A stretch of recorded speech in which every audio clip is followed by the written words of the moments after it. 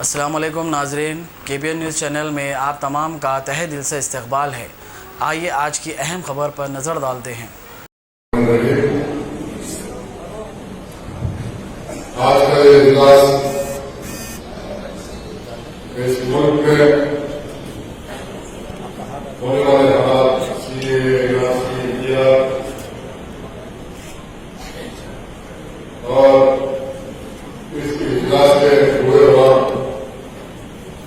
जनाब अजीज बादशाह साहब साबिका रुकन राज्यसभा, जनाब सीताराम येचुरी साहब general secretary communist party Maharashtra प्रदेश,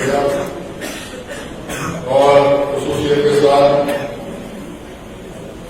मेरे छोटे भाई आमिर मिर्जा साहब और जनाब अली मुस्तफी साहब, दीगर बहरहाल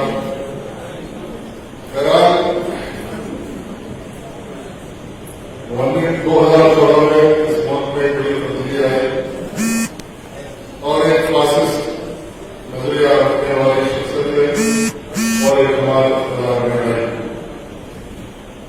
और पहली बार एक फासिस्ट नजरिया रखने वाली हुकूमत इस मुल्क में कायम हुई और उसके असबाब क्या थे, उसके सबब क्या थे, कोई तवील तरह से। लेकिन उसके बाद 5 साल का जो अरसा गुजरा इस मुल्क में 2014 से 2019 एक खौफ और दहशत का माहौल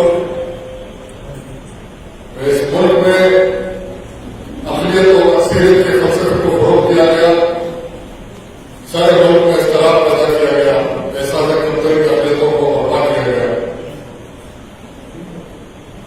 फिर मुल्कियत के नारे दिए गए, नेशनहुड का नारा दिया गया, जैसा कि अभी मोहतरम सीताराम येचुरी साहब ने अपनी तकरीर में बताया कि नेशनहुड और पेट्रियोटिज्म और बोल क्या होता है।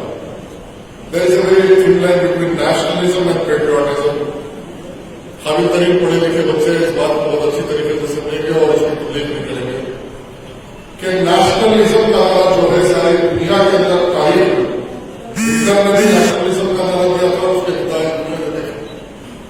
इस मुल्क में अंग्रेजों ने भी अंग्रेजी नस्ल के नाम पर नेशनलिज्म का नारा दिया था। आज उनकी हालत पूरा देख रही है। जब जब कभी कितने जमीन के लोग बदतरीन और किसी के सबक हासिल करने की कोशिश करते हैं, उसके अंजाम बताया तवाज़ुन हुए।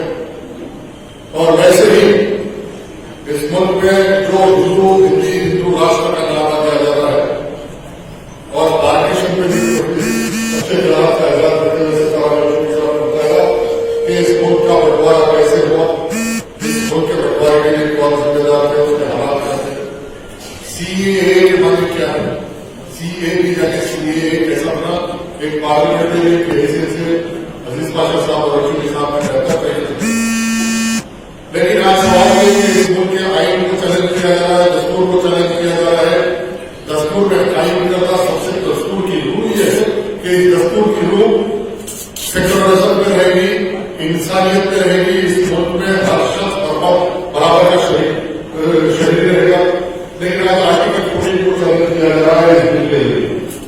ये इस मुल्क में सबसे बड़ी बात है कि आर्टिकल 40 की रूह इस मुल्क की सारे फिक्र रखने वाली जमातें और तंजीमों ने सुप्रीम कोर्ट में इस CAA को चैलेंज किया। अब फैसला सुप्रीम कोर्ट के जरिए आएगा कि इस मुल्क के अंदर आर्टिकल 40 को वायलेट CAA करना चाहिए और इस तरह के सभी कार्रवाइयों का कानूनी एतबार से कानूनी मालूमात रखने वाले तहकीक होता है, इस मुल्क के प्रशांत भूषण की शक्ल में हो या बड़े उठना इस मुल्क के अंदर लड़ाई लड़ रहे। एक तरफ अदालत में लड़ाई चल रही है तो दूसरी तरफ आप देखते हैं कि आज सारे मुल्क में हिंदुस्तान के चप्पे चप्पे कोने सरकारी दहशतगर्दी के मुद्दे और बिलखुसूस बाबरी मस्जिद के फैसले के बाद इस मुल्क की अक़लियत के जमहूरी हुकूक को अदालतों के नाम पर सर्व किया गया और इसके बाद अब ये नया देखा जा रहा है कि इस मुल्क में नफरत की सियासत का खात्मा नजर आता है। इस मुल्क में अब हिंदू मुसलमान को लड़ाने के लिए कोई विवाद बाकी नहीं था। तो ये RSS, मैं अपनी तकरीर को मुख्तसर कर दूंगा और जो बोले तकलीफ और मैंने और सुना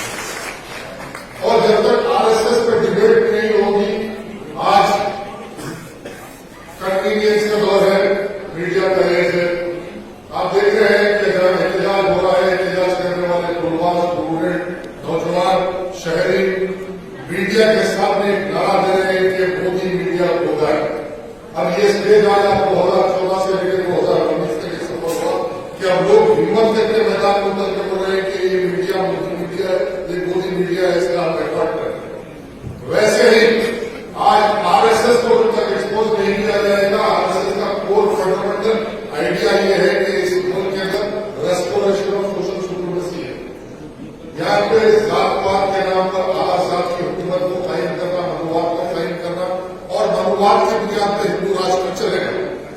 तो आप ये बताइए कि ये जब आरएसएस का एजेंडा ये है कि रेस्टोरेशन ऑफ सोशल सुप्रीमेसी की बुनियाद पर चलेगा और एक तवील तारीख है इस मुल्क की सेक्युलरिज्म के लिए जितनी कुर्बानियां हिंदू कौम और मुसलमान कौम मिलकर दिया है और यहाँ पे आरएसएस को रेसिस्ट करते रहे। आज यूनिवर्सिटियों की ये हालत है कि एबीवीपी की बड़े पैमाने पर कॉर्पोरेट फंडिंग हो रही है सारे मुल्क के अंदर आज निकाम पानी की शक्ल में सामने आकर ये ऐलान किया जा रहा है कि जितने लोग सीए और एनआरसी की मुखालिफत की जा रही है सड़कों पर कुत्तों की तरह भोग रहे हैं, इनकी परवाह किया जाए और इस मुल्क के अंदर आरएसएस और बीजेपी की नजरिए की बुनियाद पर हुकूमत। कल एक कॉर्पोरेट कंपनी जैसा कभी मोहतरम सीताराम येचुरी साहब ने एक बात बताया कि इस मुल्क में 1% उन्होंने 74% यहाँ की नेशनल वेल्थ पे कब्जा कर लिया। आज अंबानी फैमिली की जो तरक्की हो रही है उसको पेश में ये साफ आया होगा कि कल ये कॉर्पोरेट फंडिंग के जरिए इस मुल्क के अंदर इस तरह और टेररिज्म को बर्पा किया जाएगा। और तारीख ये है कि जब स्टेट टेररिज्म होगा, सरकारी दहशतगर्दी दहशतगर्दी को जब मिलेगी। जो बच्चा यूनिवर्सिटियों में आज मांग रहा है, जो बच्चा आज आइन को बचाने के लिए मांग रहा है, कल आइन बचाने के लिए दस्तकियां करने वाला है। इस बात को मोदी और शासन बात कर रहे हैं। आज जिसने टेररिज्म को पैदा करने वाली फैक्ट्री का नाम आरएसएस है, आज टेररिस्टों के हाथ में हिंदुस्तान की हुकूमत। हिंदुस्तान के सबसे बड़े टेररिस्ट कौन है? जस्टिस लोया को किसने मारा, सोहराबुद्दीन और बिल्किस बानो को किसने मारा, उसकी मैजिक नहीं होती कि वो हमारे होम मिनिस्टर होते। सारी फोर्सेस को आज अपने टेररिस्ट नजरिए की बुनियाद पर सारी आवाम की हयात मुस्तल किया जा रहा है। सबसे पहले इस बात को हर हिंदुस्तान के घर तक पहुंचना है और बिलखुसूस ये हिंदुस्तान रंगी जंगी तहजीब का मुल्क, ये शहर आज यहाँ का इतिहास ही बता रहा है कि हिंदू और मुसलमान खाते को खुदा लगाकर बैठकर इस मुल्क में इंसानियत को बचाने, इस मुल्क की आइन को बचाने के लिए आज पुलिस का किसी को एहतजाज का इख्तियार पुलिस नहीं देती, लेकिन आरएसएस के परेड निकालने के लिए सारे मुल्क में परमिशन पुलिस दे रही। तो ये बताओ क्या ये इस मुल्क के टैक्स पेयर और उनकी टैक्स पेयर्स की बुनियाद पर तनख्वाह लेने वाले पुलिस वाले यहाँ की आवाम को पूछ लेंगे या ये आवाम के साथ इंसाफ करेंगे। लेकिन तारीख है जिस मुल्क में जब हाकिम ने वहां की फौज और पुलिस को अपने मफाद और अपने नजरिए के लिए इस्तेमाल किया, वह इनकलाब नहीं हुआ, इनकलाब चढ़ा और इनकलाब कामयाब हुआ और फिर वो इनकलाब के सामने वहां की फौज और वहां की पुलिस को झुकना पड़ा, वहां की फौज और पुलिस को झुकना पड़ा। आज सारे मुल्क में तमाशा है कि जमहूरियत है और हमको एहतजाज करने का इख्तियार है। अगर हम हुकूमत के नजरियात से मुत्तफिक नहीं है, पुरसुकून एहतजाज जहां हुआ कोई एहतजाजी गिरावट नहीं कर रहा, लेकिन पुलिस में फंसे हुए आरएसएस के नजरिया रखने वाले वहां इख्तियार पैदा करना हुआ, फायरिंग करना हुआ, लाठीचार्ज करना हुआ, गैस मार के इसकी सारी इन्वेस्टिगेशन के लिए आज नेशनल रेजिस्टेंस मूवमेंट की जरूरत है इस मुल्क में। और मैं अपील करता हूं, गुजारिश करता हूं कि यहाँ दो बड़ी शख्सियत हैं, पाशा साहब और सीताराम येचुरी साहब, सारे मुल्क में नेशनल रेजिस्टेंस मूवमेंट का आगाज करें ताकि नेशनल रेजिस्टेंस मूवमेंट भी संविधान को बदल सकता है को आज बदल सकता है। और हैदराबाद की तारीखसाज शख्सियत सीताराम येचुरी साहब आज जो हैदराबाद आए, मैं दरखास्त करूंगा कि वो बार बार पुराने शहर को आए, इसलिए आपका बात से हैदराबाद आप हैदराबाद की सड़कों ऐसी नहीं दे रहे, कौन करेगा हैदराबाद की सड़कों।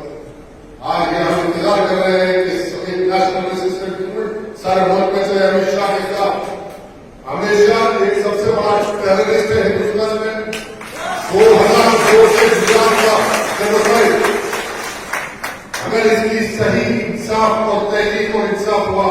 नरेंद्र मोदी और अमित शाह दोनों सजा के मुस्तहक है, इनको फांसी की सजा मिली और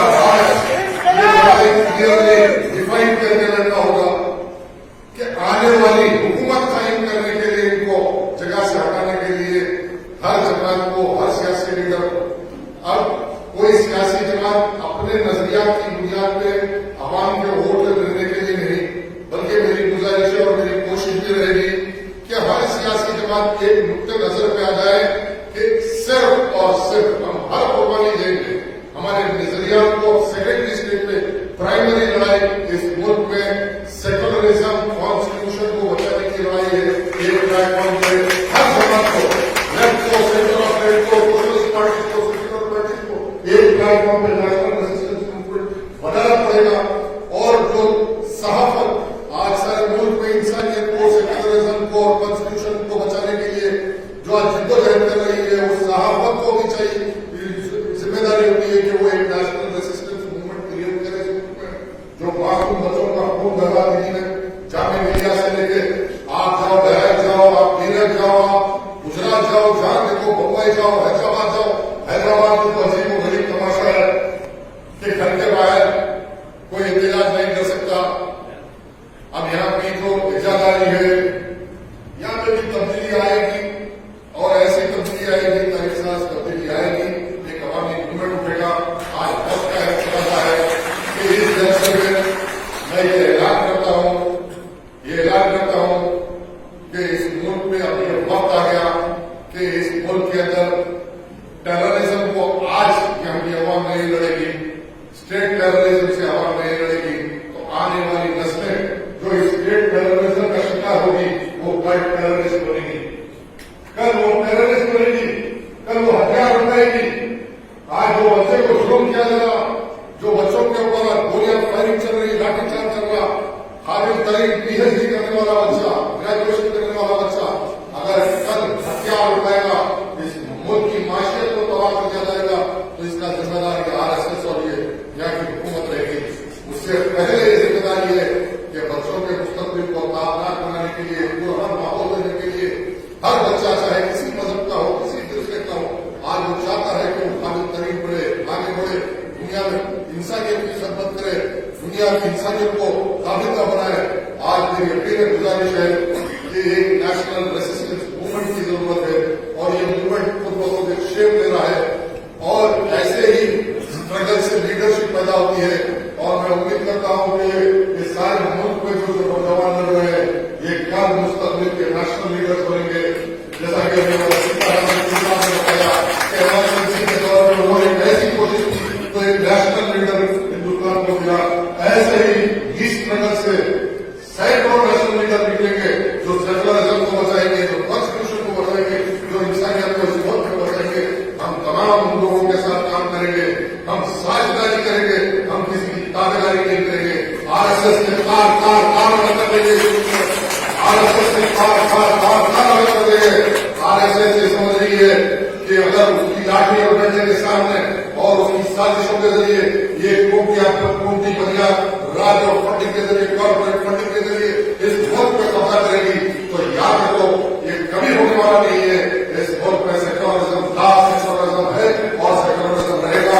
इस मुल्क में एक रसूल था, कॉन्स्टिट्यूशन था और संविधान अम्बेडकर ने वाज़ेह तौर पर कहा था अपने कॉन्स्टिट्यूशन में कि अक्सरियत की बुनियाद पर अगर कोई हुकूमत कायम हो जाती है, वो हुकूमत किसी अक़लियत के हुकूक को सख्त नहीं कर सकती। इसलिए कि ये तारीख है कि जब कोई अक्सरियत हिंसों की ताकत की बुनियाद पे किसी अक़लियत के जमहूरी हुकूक और इंसानी हुकूक को पामाल करती है, तो वहां पे करार की होगी, सिविल अनरेस्ट होगा, वहां पे एक माहौल बर्पा ऐसा होगा कि अक़लियत को नहीं बल्कि साथ साथ अक्सरियत का भी बड़ा नुकसान होता है। मैं वाज़ेह तौर पर कहूंगा कि whenever a majority tries to defend the fundamental human rights of the minorities in any democracy on the strength of the billion gallons of blood will be flowing in the gutters of that country, and not only the minorities, the majorities will be devastated. आज RSS के सामने ये रखा हुआ कि अगर minority के नाम पे 99% लोग सरेंडर करेंगे, लेकिन एक आदमी भी अगर उनके पर से खड़ा हो जाएगा, जवाब देगा, तो इस तरह होगा, हम हो जाएगा। आज मुल्क की हालत यह है कि पेट्रोल का रेट देखो, एनपीए देखो, 15 लाख रुपए हर अकाउंट में आएंगे, अच्छे दिन आएंगे। आज तक अच्छे दिन नहीं है। आज हिम्मत से रहिए और इस मीडिया का मुकाबला करने के लिए नौजवान सोशल मीडिया के जरिए हर बच्चा जर्नलिस्ट के हाथ में फोन है, सोशल मीडिया है। आज सोशल मीडिया की लड़ाई है, जम के रहिए। सेकुलरिज्म को बचाना है, इंसानियत को